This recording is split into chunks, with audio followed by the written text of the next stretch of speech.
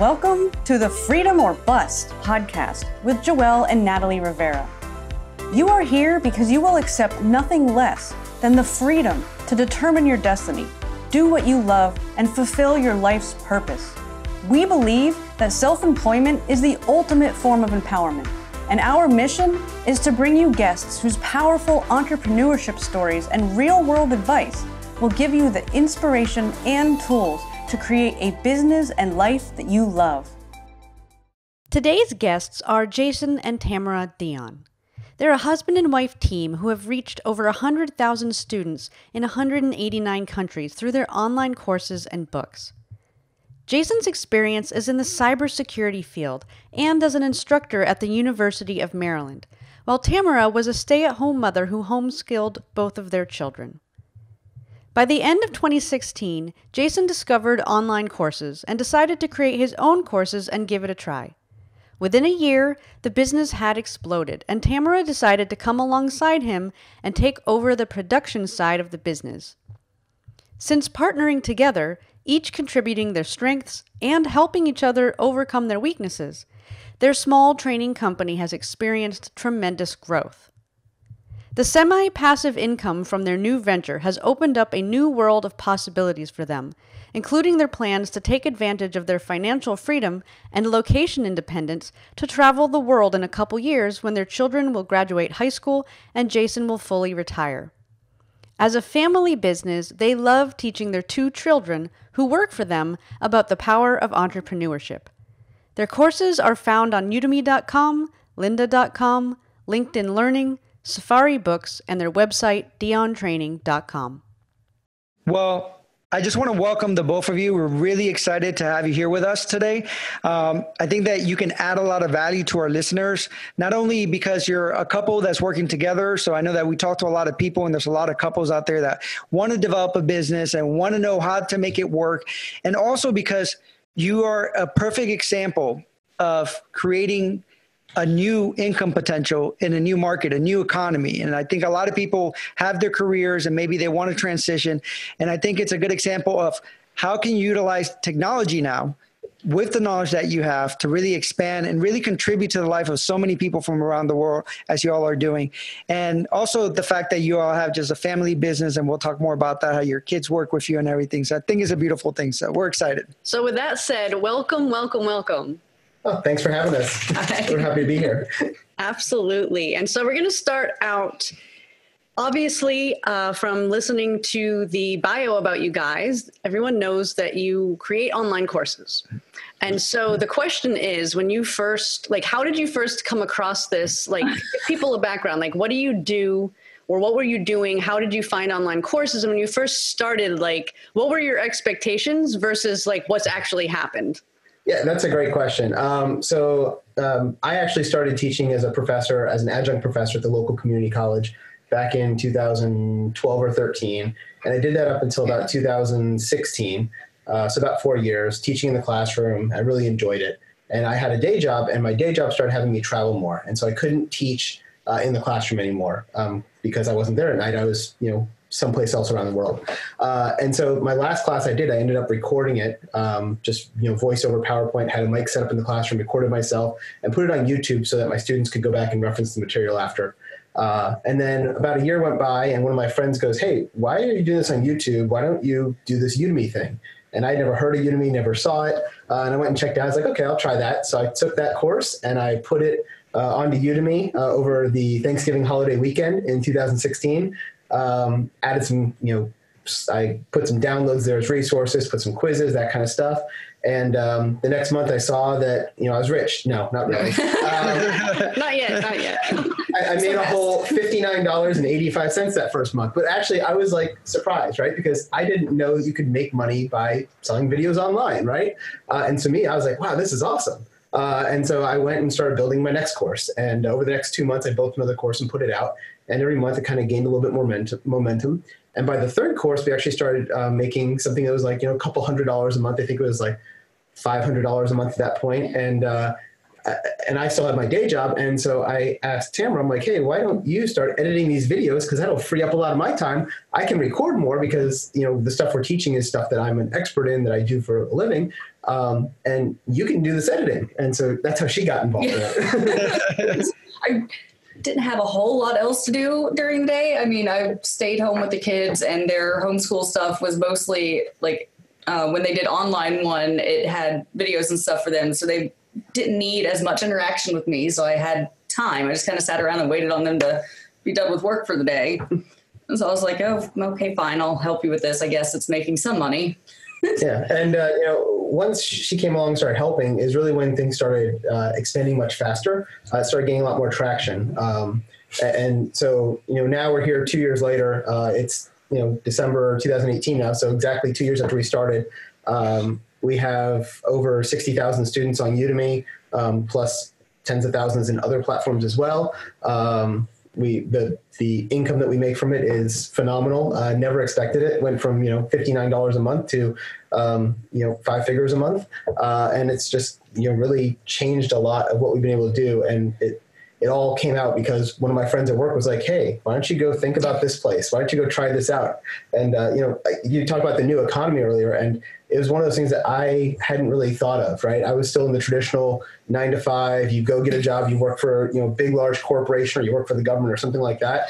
You do that for, you know, 30 or 40 years, you get your pension and you retire, right? That's kind of how I grew up. And, you know, Udemy was my introduction in this whole other world that was out there. Yeah. And it's very exciting because for us, for example, I had a friend that used to do a lot of conferences and actually used to teach psychology as a psychology professor before we started doing the courses online. And I had a friend that we used to do conferences and workshops with, and he called me. He's like, I'm in Puerto Rico, you know, and on vacation, and I'm here drinking, you know, having a drink, and I'm hitting refresh. And I'm seeing the sales come in. So I'm like, what are you talking about? He's like, you know, some of the workshops that we do together, I started creating online courses and putting them in different platforms. And it just kind of been taking off. And that's really what's our introduction to that. So I can really relate. And we at the time we had 5 different businesses. So we didn't think that, you know, that world was even possible. So I do have a question. So did you know how to edit video before? Obviously you do all the production now.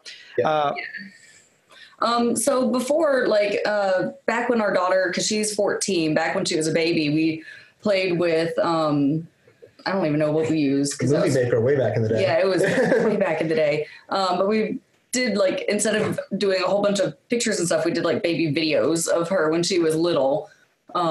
He did more of it then, but then over the years I would play with stuff. A couple of years ago, actually when the movie Hercules came out with Dwayne Johnson in it, I had the brilliant idea to combine clips from the movie with the I'll Make a Man Out of You from Mulan, because I had to. I knew a bunch of the basics of editing, but I've definitely grown a lot in the past couple of years. And for me, I've always been a techie, nerdy kind of guy. So I've always been playing on computers. There's not a piece of software out there I can't learn. As far as video editing, in high school, I was in video production class. So I was familiar with nonlinear editing and linear editing from back then, but that was late 90s. So it's definitely so much easier nowadays. So much easier. I mean, if you can work just a regular computer program, it's very point and click, very easy. You can drag things around and do things fairly quickly. And if you don't know how, there's plenty of courses online to learn, right? That's very true. Actually, you know what's funny is I took video production in high school too, except we were using like the tapes. And yes. When you were trying to splice things together, you have to record it from one tape to another. So it's funny that for both of us, it's like that seed was planted of the concept of how creating a video works. But it's like, it's so night and day, because now it's basically anyone can do it. Like I always tell people, if you can work your way around a Word document, you can figure out how to edit video if you use the more simple, user-friendly programs. Yeah, and the other thing is that, you know, the tools are very easy nowadays. Even the complex tools. We use Adobe Premiere, which is one of the professional grade, more complex tools out there. But it's still fairly straightforward to do this type of stuff you need to be able to put out a video course. It's not that challenging to record yourself with a camera, take that, chop it into pieces, and then move the blocks around into the correct order. And that's really what those editors are there for. If you want to get complex, there's lots of complex things you can do. I think what we do is more complex than most, because we use green screening techniques and all that kind of stuff. But in general, it's not an overcomable barrier to get that done. Yeah, absolutely. And actually, that's one of the things you brought up about it's not complex. That's one of the things that we preach all the time, is that you're not making a commercial or a movie. Yep. You're making a course. And so the more simple you keep your videos, the easier it is. And especially for, it makes it so there's not a big barrier to entry for people. So if there's anyone that's listening to this that has something that they'd love to teach, it's just, know from all four of us that this is something that you can definitely learn how to do. Well, I think a good point too is for the people listening is that what has made you successful is that y'all were willing to step in. You hear about an opportunity and you're willing to take the risk or dedicate the time. Because really at the time it was probably more like sweat equity, where you say, I'm going to dedicate some time to this and see what happens. And if it takes off, and that you were able to see a small return and then see, wait, if that's a return, that can grow, because for example, for me, it was like, I started calculating how many courses would I need to have to make this much amount of money. And obviously it's exponential growth. And I didn't really consider that at the time, but it's just the reality that life is full of opportunities if we're willing to look at them and really just kind of chip away at it. Yeah, I mean, that's one of the things that really surprised me with this, right, is especially if you're used to the traditional job, right? You go to work, you put in your 40 hours, and you get your X dollars per hour, and you come home with a paycheck, right? And then next week, you start again at zero, and you put in 40 hours, and you get X amount of dollars, right? But when you build these courses, the thing that really seemed to surprise me was how it builds on each other. So the first course goes out, and maybe you make $300 a month, right? But it's $300 every month. And if that course doesn't have to be changed again for 2 or 3 years, then you've made the second course, and that's another 300. So now you got 3 and 3 is 6, as opposed to just, now it's 2X, and then it's 3X, and then it's 4X. And so it really does build on itself, and it gives you the ability to snowball, as opposed to just the standard, changing time for money. Yeah, that's so important. And that's, I'm sitting here thinking preach, because it's such a big insight. This idea of the passive income or residual, and it's kind of this sort of field is somewhere in between. It's not completely passive because you still have to follow up and answer questions. And then you have to keep making content because that's part of what makes it work. But it's sort of residual. It's not like someone's subscribing and they're paying a monthly fee, but what's so cool is you make one course and then you have students in there and they're interested in that topic. So you make another course that's related to it. And a lot of those same students will take the second course. And so it's, as far as a business model goes, we like to think of online courses like real estate. It's instead of buying a piece of real estate that has a rental income and you make a few $100 a month, you create a course and it serves the same purpose. So we're putting in our time into creating content instead of, cleaning houses and fixing toilets, you know what I mean? But it's still work. It's just a different type and it pays off in the long run. So I do have one question. And it has to do with you as a couple. A lot of people say you shouldn't go into business with family or with friends and things like that. And we do it. So we get it. We've actually been in business together for a decade almost now. A decade now. So, but for us, it works. So what do you all do to make it work? Or how does it work with you guys? So I'll start, and then she'll tell you everything I'm going to say is a lie. So I think one of the things that helps is that I still have my regular job. So I still work full-time in a regular job. And then I come home and I work part-time in this job. So I think that helps because we're not on top of each other all day long, where, I think the big thing is to try not to boss your spouse around. She's still your spouse, not your employee. I've had to learn that one sometimes. A little bit. And I think everybody works differently, right? I'm a very type A, extremely driven personality. I'm deadline driven. I've got a task list and I'm going to get from, task 1 to task 50. And if it takes me 12 hours to do that and sit in this chair, I'm going to get it done, right? She's not that way. So I have to, work around that and realize that, hey, she needs breaks and she doesn't want to sit and work for 12 hours straight. That's not my idea of fun. So I think working those type of things. I think the other thing that's a challenge is whether you're a couple doing it or even just a single person doing it, is when you're working from home, being able to turn it off at some point, right? I am really bad about that. I will sit there and start working and then look up and be like, oh, it's 11 o'clock at night. I probably should like go eat dinner or something, right? So she tries to keep me honest and give me set times of what I need. What do you think? Yeah. He definitely needs to be monitored, or he will be in front of the computer all day, either creating a course, answering students, emails. Even when he was doing the college thing, he would answer student emails at 11 o'clock at night. I'm like, you've got a 24-hour window. They can wait until morning. It's not that important to get to them right now. So I've gotten him to back down just a little bit on that. But at the same time, like, I would never actually get anything done if he didn't actually make me.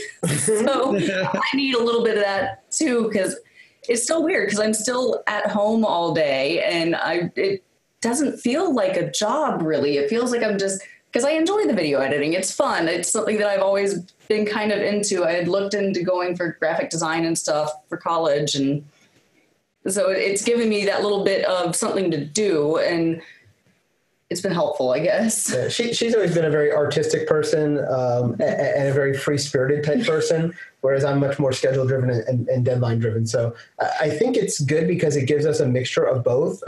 If it wasn't for her, I would never take any time off, and if it wasn't for me, nothing would get done. So it's a give and take, I think, and working inside your skill sets. Yeah. Well, and I think it's a beautiful thing because really it's about knowing your strengths and weaknesses. Yeah. And it really does sound like both of you, in your own way, you really balance each other out. Oh, yeah. Yeah, definitely. You need each other. Yeah, and realistically, for like when me and Nat started working together, one of the things that would happen is I'm more right brain. So I would be the person that says, oh, we can take on the world and we could do this. And, we could just cliff dive and let's just do it, And then she'd be like, but we have to do A, B, C, D, E, F, G. In that order. In that order, And then, so what happens if this? And I'm like, we'll figure it out. But with time, we both kind of rubbed off on that. And yeah, like I'm now more willing to just like jump into something, and he's more willing to really look out ahead and see what's coming more. And so we've learned from each other. And actually, it was funny when you guys were talking about like one person like really being like work, and the other person needing that, kick in the butt. And then on the flip side, it's like one person overworking and the other one saying, hey, you want to come play? It's funny because for us, it's like we kind of share those roles. Like we bounce back and forth. So sometimes like one of us will be like working like a dog on a bone, and the other one is like, okay, let's go for a walk, and then we'll switch roles. And so it is awesome. That's one of the things. I know a lot of people who are entrepreneurs that work alone, and they always look at us like, I would love to have a partner that I could work with. Like they want it. And that's why I love the idea of doing this interview, is that they want to do it. But a lot of times they're already with someone and they're really afraid of doing it. Or they're single. And so obviously they don't have that option. But I always like to tell people, if you like the idea of working with your partner, like we both liked that idea before you met. So it's like when we started working together, like right away, because it was something we both wanted. Mm-hmm. And that I just want people to know that it is possible and you can work it out. Of course, it's challenging, but a relationship is challenging anyway, and work is challenging in business. So what's the difference? You might as well figure out a way to meld it together. So one thing that you said is you have problems turning it off, right? And yes. I think this is important for a lot of people that work from home or entrepreneurs and things like that as well. So what do you do now? Do you have any strategies that y'all use to be able to say, this is separate, this is family time, this is like business work time? Yeah. So right now I'm not doing a very good job of this. I'll just be honest. I was doing better a couple of months ago, but we have a couple of tight deadlines, and what I have found is that there is no such thing as life balance, right? Everyone tries to talk about the perfect life balance, and I'm going to go to the gym an hour a day, and I'm going to, take this many naps and this much work, and this perfect 24-hour day. I think it's more cyclical than that. So right now, I think we're in a high period where I'm really working a crazy amount. But then when we're done with that, we set aside time and say, okay, now that we're done with that course launch that we're trying to get out by next week, we're going to take off 2 weeks. And during that 2 weeks, we're going to go on a cruise, right? Or we're going to go, take a 3-day mini vacation and go to the beach, or whatever it is. And it's December, so we're not going to the beach, but you get the idea. But I think it's important to carve off those times. And for me, I'm very schedule driven. So if I pull out my schedule and I have marked off that, hey, this weekend coming up, these 3 days, we're going out of town and we're just going to turn it off. That drives me to do that. It forces me to take those vacations, because otherwise you can get into this rhythm where you just continue to work and continue to crank out content. So I think it is important to do that. I think the other thing, as far as the relationship goes, is, again, something that I do poorly sometimes. I get really excited about the whole business part of it. I love entrepreneurship. When I was 18, I started my own company, and then I did that for a couple of years. And then I sold it and went into the corporate world, big corporate world for many years. But I love the entrepreneurship stuff. And so for me, it gets me excited. It's like we'll go on a date night on Friday night, and I'll want to sit there and talk about, hey, how we're going to grow the business and the next thing we're going to do and all that kind of stuff. She's like, can we talk about something besides the company?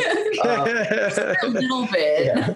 So I think it's important to know your spouse and know when you need to turn some of that stuff off, because that is hard. Because for me, it's like, it's exciting and fun. And for her, it's like, you're stressing me out. It's like, I need a different topic for a little bit. I need to talk about just something frivolous, or what's going on in the neighborhood and gossip or something. Just something different. Otherwise, he would be talking about it for hours on end and nothing else. And then he would suddenly have 4 more courses planned, and I'd be looking up going, what just happened? I had to actually stop and be like, look, you can't take this one on. You've already said these 3 things that we're working on. Stop talking about another new one already. Yeah. And I think part of that is she's helped me is to create a roadmap and said, okay, here is what we're going to work on the next 6 months or the next year. And now, because I get very ADD, and if students are like, hey, it'd be great if you put out a course on blank, I'm like, oh, great, I'll put out a course on blank, right? And it can be one student out of 60,000 told me to do that, and I'll go running that direction. So now we try to take all that input in, figure out, okay, students are asking for this topic, we'll put that on the roadmap and we'll get there. But that way I force and stay more on that schedule, and it keeps us better on track, I think. That's so funny, because in so many ways, like what you're saying, like, oh my God, we do the same thing. And actually it's funny because I'll have a student send me an email. I would really love if you have a course on this topic, and I'll start thinking about it. I'll get all excited, and I'll wake up at 3 a.m. and I'll say, I have an idea, and she's like, seriously, it's 3 a.m. But by the morning, I'll have this whole outline and ready to go to start recording a course. And I think it's funny too, when you all are talking about balance. And for us, for example, we'll have a whole week where we're working 12 hours a day. Oh yeah. Yep. And then when we're in production mode, but we'll do the same thing. We'll then take a week off, or we'll take some days off to really be able to unwind, because it's so easy to get stuck on that working all the time when you work from home, when you're an entrepreneur and things like that. Well, especially when you like it. Yeah. Because it's one thing when work, because if you think about it, if you worked for a regular company and you worked from home, when your work day was over, it would be over. There'd be no temptation whatsoever to go back in the office and keep working. But when it's your own business, it's like, yeah, but I could do this, and you could see the results of what you're working on. So it's so tempting, and you like it. And so we've definitely had to learn that, and that's something, whether you're working independently or as a couple, you have to learn to establish some sort of a boundary or balance. And I love that you said there's no such thing as balance, and that's 100% correct. And we do the same thing. We'll work. And then we'll go take a trip somewhere to counterbalance the super working. Or sometimes we'll work, and then we'll say, okay, for the next few days, we're going to just simmer down and take more walks, and, and just when you need that break, and it's giving yourself permission to take it. Yeah. I think another thing that you said was important is that y'all schedule your time, because what we found is that if we schedule our playtime as well, then we prioritize it just the same that we would schedule our work time, then it forces us to do that. For example, even like our morning walks and stuff like that, as part of our schedule, we'll have everything that we need to do, but within all that to do, it's also spend time doing playtime, spend time doing this, things that we'll enjoy to stay motivated. And I think also as an entrepreneur, it's also that mindset, especially when you're on the phase that you guys are in, where there's growth and there's massive growth, you want to take advantage of that growth. And you recognize that by launching a new course, that's a bigger opportunity that you're putting out there. And so. Yeah, and actually, I wanted to ask real quick. Oh, sure. How does the dynamic get shifted with your children that also help you out and work with you, as far as that? When do you separate out that? Like, how does that all work? Yeah. So our kids are 12 and 14, right? So they're not always the best employees, right? But just tonight, as we're doing this call, my son is actually upstairs doing a bunch of data entry stuff, right? He's working on doing stuff for the company. For us with the kids, it's making sure that we're giving them stuff that they can do. For me, it's the content of what they're putting out is not necessarily as important as the fact that they're starting to learn skills of how to be good employees, right? And how entrepreneurship works, and the fact that, hey, you can make money doing things that are non-traditional, right? Because you go to school and you're always told, like, hey, you got to grow up and go to college and you go become a lawyer, right? I come from a family of lawyers, right? Everybody in my family's a lawyer but me. Or you grow up and you go and become a doctor, or, all those type of things. And for me, I'm trying to impart on the kids that, that's great. If you want to do that, go for it, right? But there's other options out there nowadays too, that didn't exist when we were kids. It didn't exist when I got out of high school. So I think that's important. As far as the work dynamic, obviously I try to not go completely crazy boss mode on them because they're kids. So I still try to be loving dad. But we did actually make them write up a resume when they wanted to get a job. And they actually went through a job interview That's awesome. to go through that process and learn, right? It was fun. Because to me, it's more about a teaching moment, right? And it's seeing the outcome that comes from that. What do you think? But we do also make sure that you take time off to play with them. We do. Yeah. We love to game. We've got dozens of board games and stuff downstairs. So we'll do game nights. We'll do movie nights.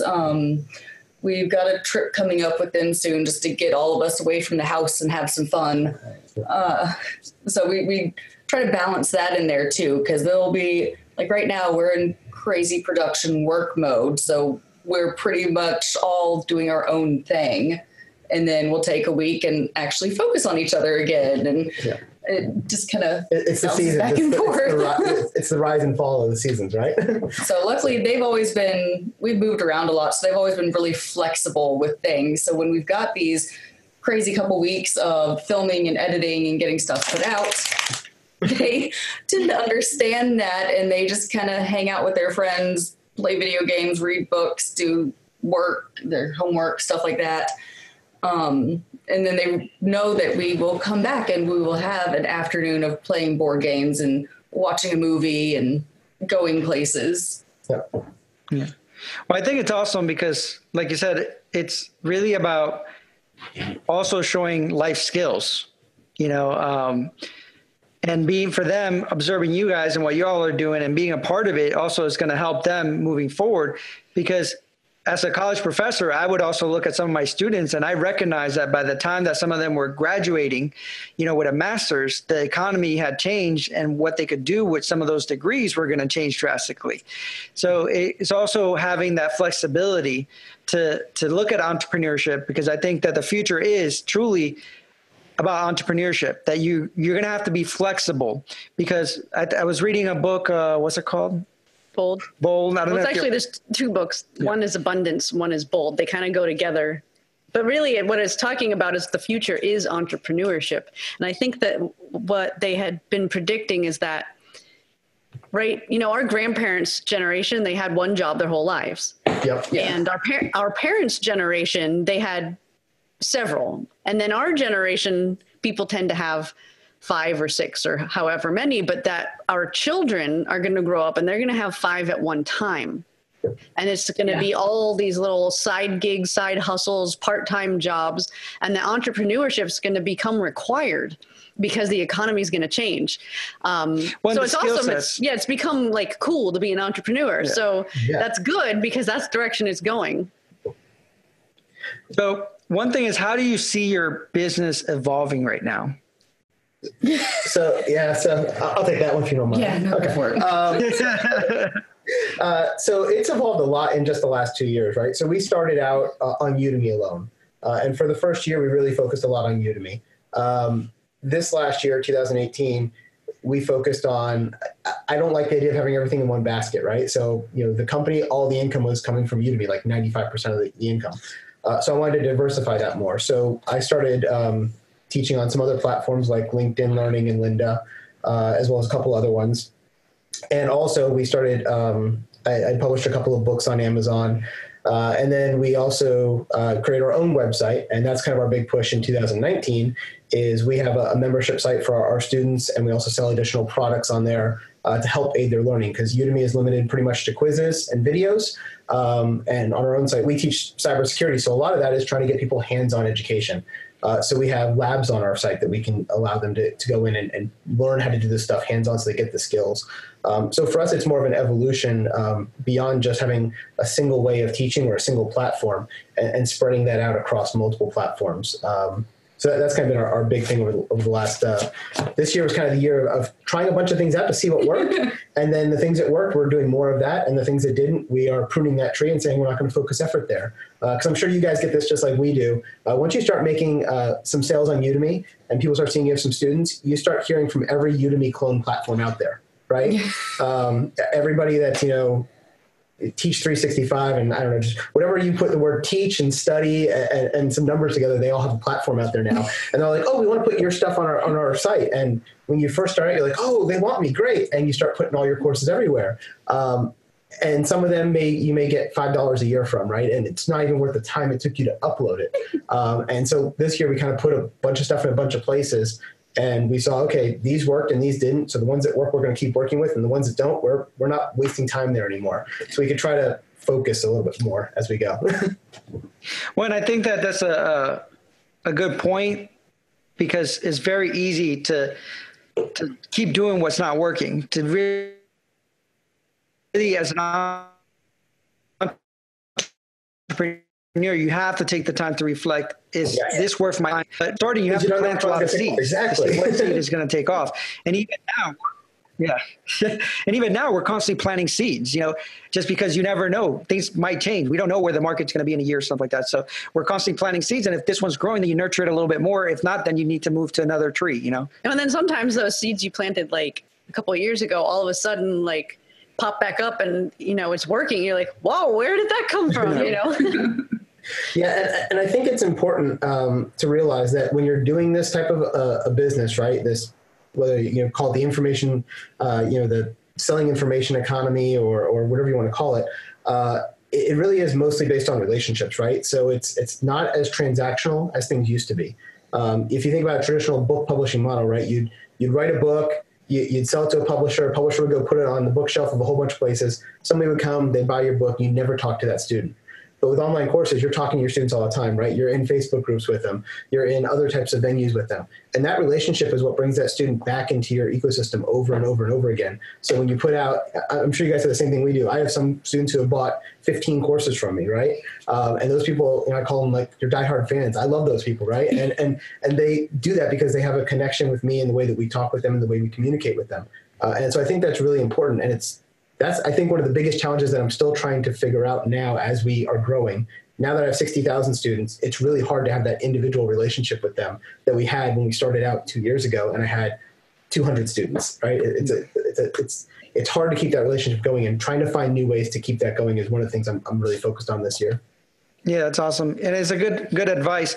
And we know that feeling, because obviously it's the same thing as we grew. There's only so much time that we can dedicate to still be able to dedicate to like production and doing some of the other things and stuff. And because we have students, like you said, that have bought like 60 courses, or you send it, or we have 70 courses. So there's some who've bought literally like every one. or you just send out an email for your new course and it's been like a minute since it was out and they already bought it. And you're like, You couldn't even have read it. You didn't even read it. It's You that even guy know what the course is about. I like them. I trust them. I'm buying what they put out, right? Yeah. Yeah, like for real. I love it. But it's like you said, it's about, developing relationships.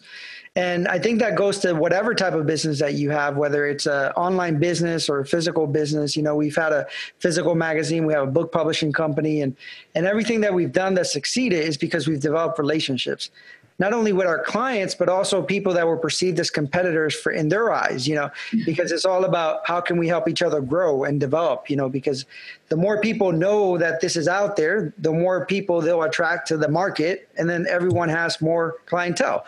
So. Yeah, and that's what I love about the information age is that there's really no need to feel like there's a problem with competition because I like to think of it like everyone's students are different. So you could be teaching the same thing we teach, and the people who resonate with us are going to take our version, and the people who resonate with you are going to take yours. Yeah. So it's like no matter what you have to teach, just put it out there because your people will find you. So let me ask you, what is the hardest part that you found in running a business? Just running the business is also as a couple.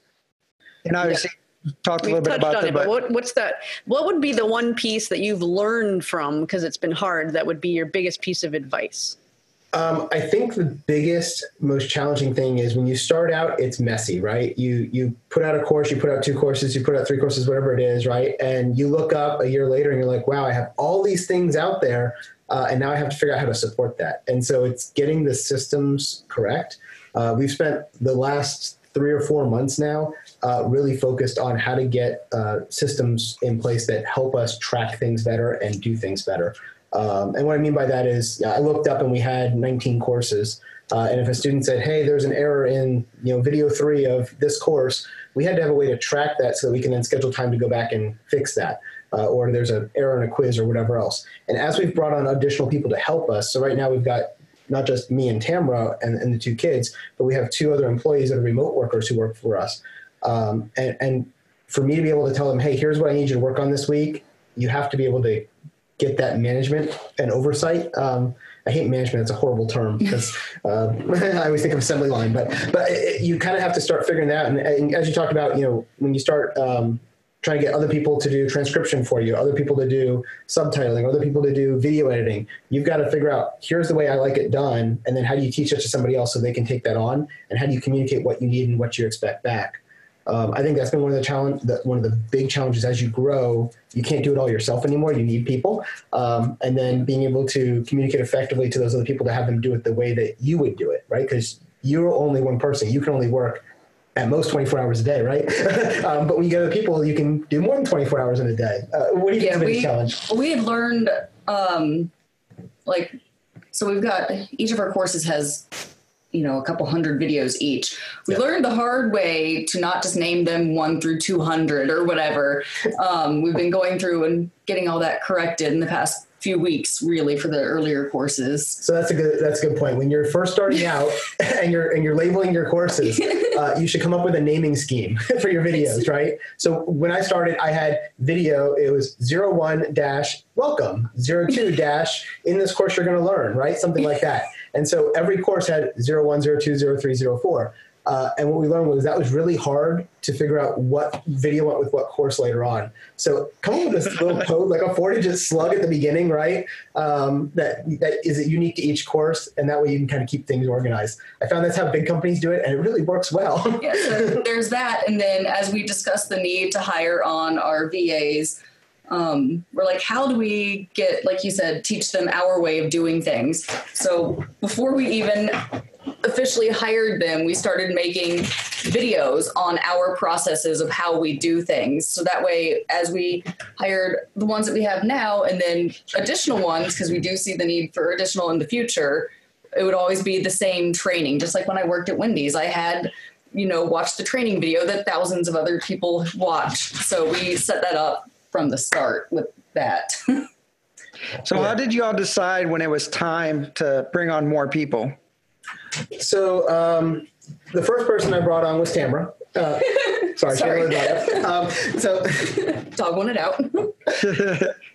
So the first person I brought on was Tamera, and that was basically because I was running out of time, right? I had a 40-hour-a-week day job. I was recording on the nights and weekends, and for me to record it and then try to edit it was just taking forever.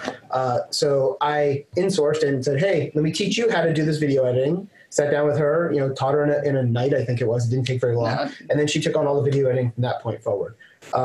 Once she's like, surprise. Yeah, surprise, your problem now. I wanted time with him again because that was taking up so much time. So I'm like, I can take some of this time off and then date nights can be date nights again. Yeah, that's awesome. When I think that's another good point that you're saying, how really it shows that you all are a team, because you're recognizing that what can we do to work as a team to make this work and still have that time as a couple. So that's pretty awesome. And as far as, hiring people, I think that's one of the mistakes we've made in our business, right? We waited too long to hire people. And it wasn't a matter of the money and what it costs to hire somebody, because most of the time the people you hire, if you hire right, they're going to make you more money than they cost you, right? So it's not about money. We were so busy building courses and supporting the current courses we had that, even when we wanted to hire somebody, and I kind of went behind her back and put out the ad, even though she had said, we're not going to hire until the new year. And in September, I just put out an ad and said, I'm looking for people now. She got very excited about that. She's like, you said we were going to wait. I was like, a little upset, my bad communication. That was the whole, he was piling everything on at once. He was trying to do like 3 courses in that same month that he hired on people. Yeah. I was just like, what are we doing? But it takes time to stop and hire people, right? And so for a long time, we weren't hiring somebody because we're like, we don't have the time to go through the applications. We don't have the time to conduct the interviews. We don't have the time to train somebody once we pay them, right? And stopping and being able to give yourself time to do that frees up so much time. It really did. The VA that we hired, she is amazing. She is awesome. And she has just made my life so much easier. And she does so much of the stuff. I had a to-do list that was like this long of stuff I wanted to get to. Probably 50 different tasks on it. And in the last 3 months, she's cleared that entire list, right? That's awesome. And so it's freed up a lot of time that I was wasting doing things like, not wasting, but like going through the reviews and answering student reviews, right? We get 50 or 100 reviews a day. And I was sitting there and reading those and responding to those. Now she goes through those and says, these are the ones you need to look at. And these are the ones that are just like, we're just responding to. We get maybe 3 a week that we need to respond to. So it's stuff like that when you hire the right people, it really just makes your life so much easier. And so don't wait too long to do it. And I do have a question about that, because she said that that person helped you clear about those 50 things, in the 3 months. Do you know if they're still looking for another job? Because I can't have her. You're like, she's mine. Yeah. The other thing I would suggest to somebody when you're looking for people, I think one of the reasons why I found somebody who was really, really good is, as you know, when you outsource overseas, there's various price ranges. I decided that we wanted to get somebody from the Philippines because the language barrier is very easy to deal with. They are very good. They speak English very well. You get college-educated people for a very, very reasonable wage. And in the place that I was looking, there was people saying, oh, it's $2 to $5 an hour, or something like that, right? $2 to $4 to $5 an hour. When I went in, what I said we were going to pay was top of the range, above what people were paying. So I had my choice of anybody I wanted, and I got the person I got. She has a college degree. She speaks English perfectly, better than I do some days. She actually checks and edits my stuff because she has phenomenal English. Had a desire to learn all that kind of stuff. And by, don't be afraid to pay at the top of the range, because if you pay $2 an hour, you're going to get $2 an hour worth of work, right? If you're willing to pay, $5, $6, $7 an hour, which in America is low, but overseas, that's actually a really good wage in a lot of countries. You're going to get really high quality people. And so being able to offer things that other employers won't, you can get the right people and get really awesome people. Yeah, it's awesome. When I think it's so key what you said, that you needed to have your systems in place to be able to train someone. And I think that is something that we relate to, because we hired for our first full-timer this year. And that was a big shift. And it took a lot of prep work to be able to take what was so automatic for us and put it down into a step-by-step process to teach someone. So anyone listening, like if you're trying to scale, the first thing you need to do is systematize what you're doing so that you don't have to be a slave doing all of it yourself. Yep. And that's always the one thing I look at is, right, if it's anything that I'm doing that becomes repetitious, that is something that is great for outsourcing, right? Or giving to a VA or giving to an employee. It just makes it a lot easier, especially if you're the one who's creating, like for you two, you guys are the people who are on screen. You're the ones who have to write the scripts and be the ones to present it. You shouldn't be copying and pasting things into Q&As, right? Or copying descriptions for your lectures and all that kind of stuff. That's something that can easily be tasked out to somebody else. Yeah. I find that you do the things that only you can do and outsource the rest. Absolutely. Yeah, and that's what we try to do. We try to systemize in all the businesses that we have. Everything that we do is that we try to create a process for it naturally. One is because we love to be efficient because we're beach bums, so we want to have as much time on the beach as we can. So it helps us that transition. So the other question is, what has been your favorite accomplishment or that one moment where you felt like this is real? We've created freedom, or we've created, we're past that point that this is a legit business. So I know most people would say it's X amount of dollars, right? For me, actually, I think you had two questions in there, right? One is, what was your happiest or most proud moment? For me, it's when I hear back from students that they passed their exams, right? I like hearing the life change. They came and bought my course because they wanted a life change. In my case, it's they want to be able to get into the cybersecurity field and they need X, Y, and Z certifications to do that. They come and take my course. They go and pass the exam. They come back and say, I passed the exam, never thought I could. That to me, like every time I hear that, it just makes me so happy. It's why I put in 12-hour days, right? Because I love helping people to get where they want to get. And so when I hit those big numbers, like, hey, we went over 50,000 students, to me, that just blows my mind, right? Or we get those emails from Udemy that says, hey, this month, 1 million minutes of your content was watched. Like, people are listening to me 1 million minutes a month. I'm like, that is just insane, right? I wouldn't listen to me for 1 million minutes, but I mean, it's that reach, right? And you look and you have 189 countries of students that have taken your course. It's stuff like that to me gets it. And then when it feels like a real business, I think that comes down to dollars and cents, right? Yeah, that was big. I know last year's January sales is when I looked at the numbers and I was just like, I can't believe this is real, that this is something that's entirely possible. And like, I grew up in not the greatest conditions and whatnot. So seeing that this was possible, I was just like, I had no idea. And then this year at Udemy Live, meeting our biggest competitor, really, and having them go, no, I know who you are. We've been watching you. Was like huge. So luckily, they and both them and us don't view each other as like, I have to get you out of the business so that I can take your money. Because most of our students buy their course and our course because they love it. So I think that's great. But we still understand the whole teaching style is a big thing. If we're not for you, how about try this other course? They've got great information too. Yeah, I send a lot of people to my competitor. We do. When somebody says, you talk too fast, I don't like the way you teach, I'm like, great, there's a refund policy, and go over to him because he's going to help you then if I can't. We have two totally different styles. As far as when it feels like a business, I think it's once we started proceduralizing it, and once, for me, it really felt like a business once we hired those first two employees. The weekly meetings are... Yeah, because we have a weekly meeting with them every week, so they are part of our team. It's not just me sending them emails and having them do stuff. And that has really made it feel like a business. I think that's really the big one.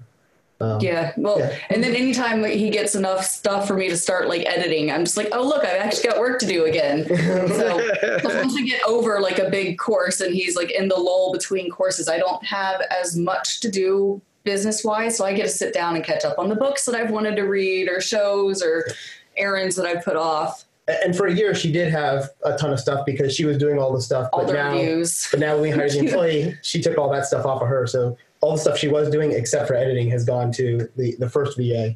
And then she just handles all the editing now, which freed up a lot of your time. Editing's my thing. I like it.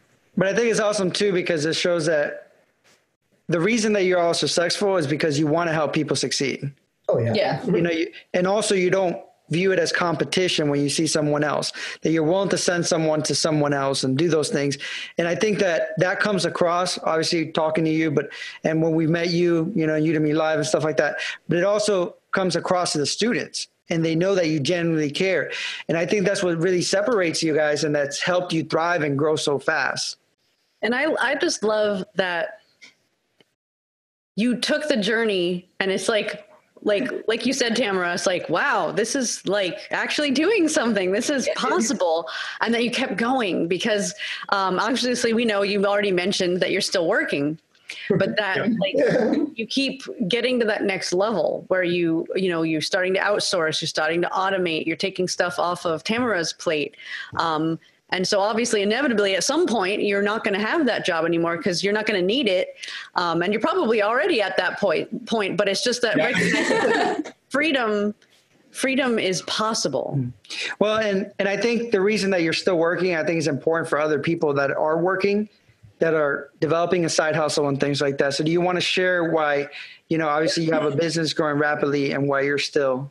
So yeah, it's, I started this whole thing as a side hustle, right? The whole teaching thing is a side hustle. And after about a year of doing it as a side hustle, my whole goal when I started it was, in the career I'm in, we get our pension after 20 years. If you work for 20 years, then we get a pension, 50% of our salary for the rest of our life, which is an awesome retirement plan.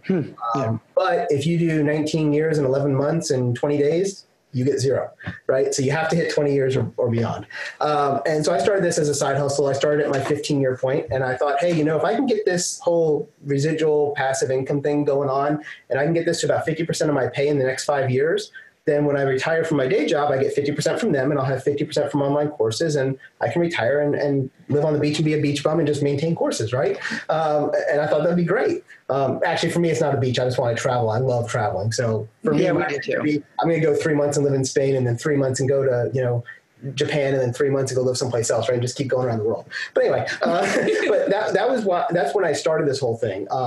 By 12 months into it, we had gotten to 100% of my salary. And now we're at about 200% of my salary.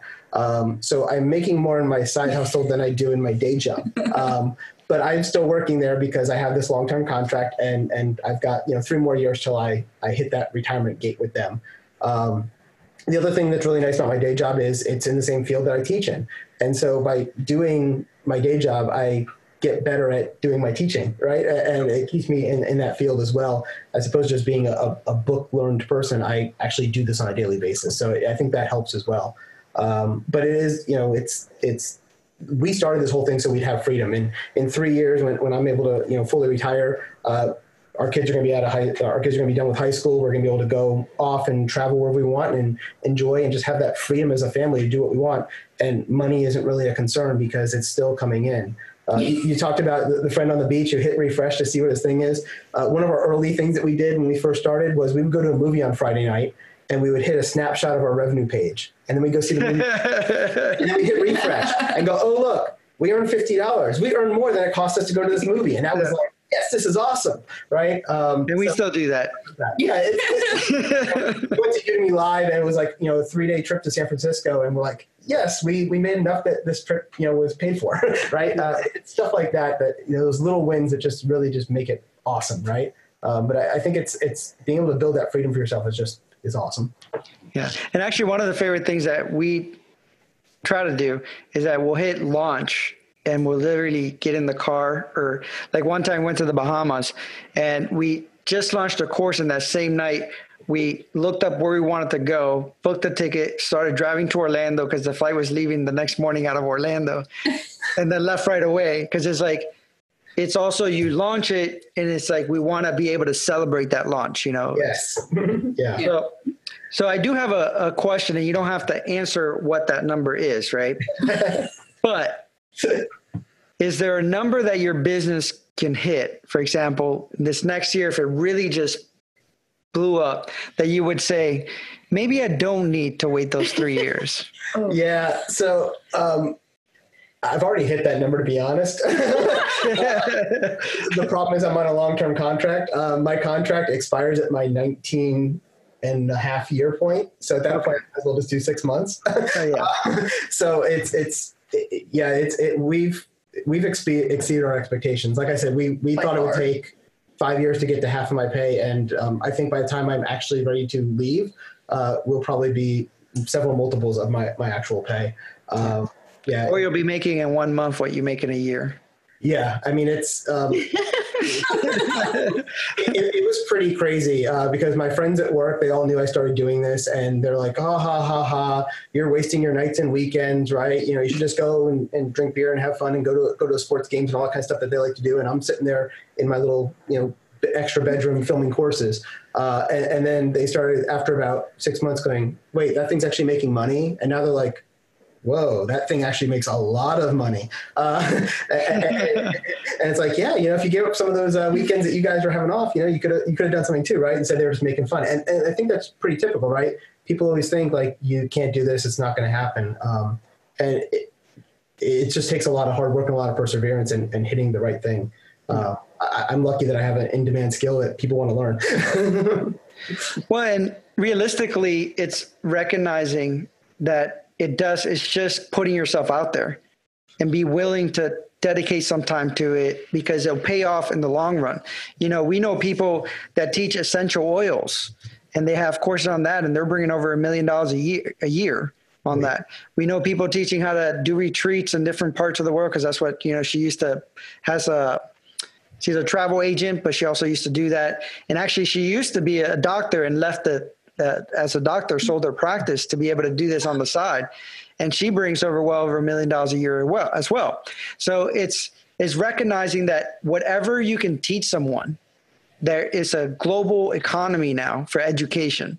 Oh, yeah. And that if you develop a skill, you can find the right people that are willing to pay for that skill. And so actually we want to close with a little bit of a deeper question. Uh-oh. And it's a 2-part question. And so it's pretty simple, but the question is, what's the biggest difference that you want your business to make in your own life? Like, what is your vision or your dream? And then the second part is, what's the biggest difference that you want to make in the lives of those you serve? So your legacy, and this could be, we'd love to hear the answer from each of you. I'm going to let her go first because I've been talking the whole time. Yeah, I know you're better at it.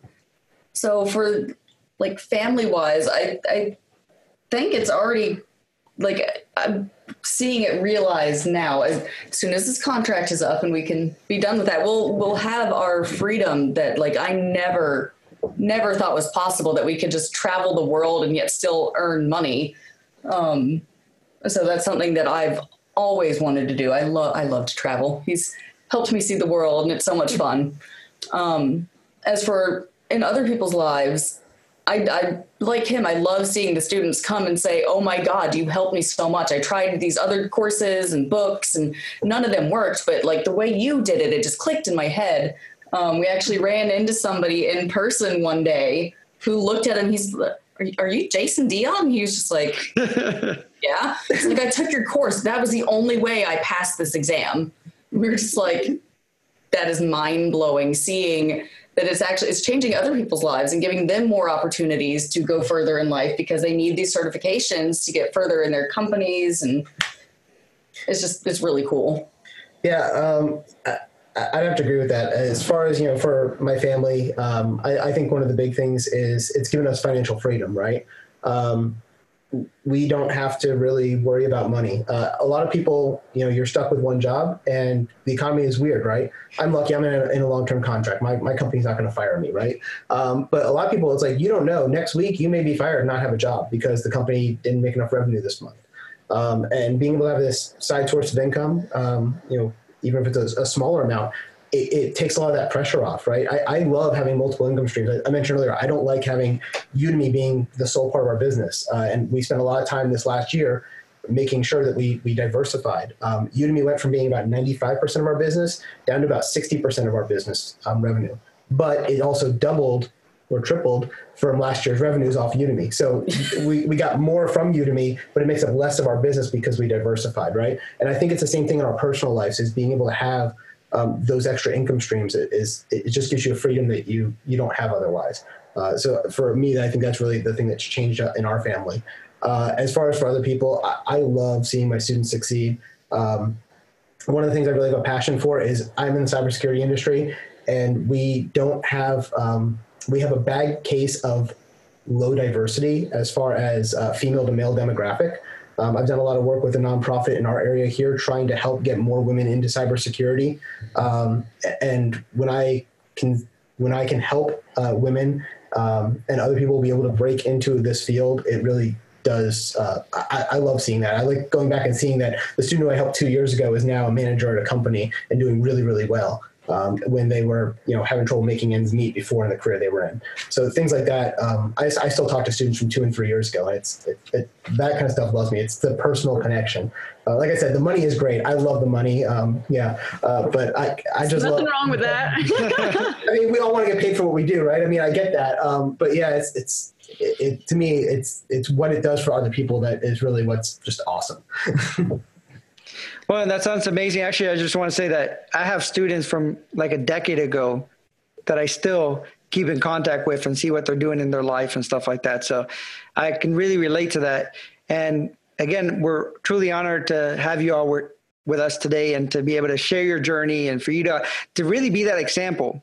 Because just like with your coworkers, as you were saying that you were trying this on and they were laughing, oh, you should spend more time like drinking beer and watching the game, buddy. But you are the example now. Both of you are the example that it is possible. That this is not just some hogwash thing that people talk about, like get rich quick scheme, that you can really do something, have a vision, have a dream, put the effort in, keep planting seeds, and one of those seeds are going to take off, and then just keep nurturing it, and eventually it might get you to where you want to go to. And I really love more than anything your tenacity, that not only are you willing to do it when the other people say, oh yeah, why bother? You're willing to grind it out and figure it out as you go and not have to know everything when you start, not expect it to be perfect, because that's what holds a lot of people back. And willing to work together and find your way, because we know that it's challenging to do that. And so I think you guys are a great example of how to support each other, even though it's not perfect. It doesn't have to be perfect. And that you're both committed to continuing to grow, as a family, as a couple, as individuals, and then of course your business too, because the business isn't going to thrive if you guys aren't thriving. And so I just love that you represent such a balanced, non-balanced, like you're balanced, non-balanced. And I love that. And I'm just excited that we've been able to have this conversation where other people can, tune in and get inside of your mind of some of those decisions you made and the shifts that you made to make this work for you. And I'm also excited for your future, because I know you guys are going to be out there traveling, and we'll probably be crossing paths while we're out there traveling. And oh yeah, definitely. Yeah. Well, and my vision is to have a private island where I can bring people to have like masterminding sessions. So hopefully by then, I get an invitation. Absolutely. You're so invited. So, and no, we really appreciate also the realness, to share your vulnerabilities and to be able to let other people know that it doesn't have to be perfect, that there are challenges, because I think a lot of people want to sell this dream of, oh yeah, we're a couple and it's, there's flowers and sunshines and rainbows all over the place. No. The reality is that there are challenges. Overnight, right? Yeah. Well, don't forget the unicorns. Yeah. Right. But that you do have to kind of, that's part of the process and learning how to work together. And I think we can see it from our perspective, is that both of you bring so much value to each other, in the sense that you bring that balance, because you're from two different spheres as far as what you're, how you work and how you view things, but then you help each other kind of build more in towards that middle. And I think for us, that's the beauty of our relationship and working together, is that we've kind of helped each other be more balanced as people. So thank you for sharing your vulnerabilities. Oh, thank you. You're welcome. Thank you again, guys. Yeah, have a great one. Take care. You. Thank you, fellow Freedom Junkies, for listening. If you haven't already, be sure to subscribe. And if you want to help us grow, please rate and share this podcast. You can also become a member of Freedom Nation. Visit freedomorbustpodcast.com and sign up to receive access to exclusive content and take the 21-day happiness challenge. As you know, we believe that entrepreneurship is the ultimate form of empowerment, which is why we created the Side Hustle Business Startup course for anyone looking to create their own income and take back their power. We offer an exclusive discount for our podcast listeners. Find out more at freedomorbustpodcast.com.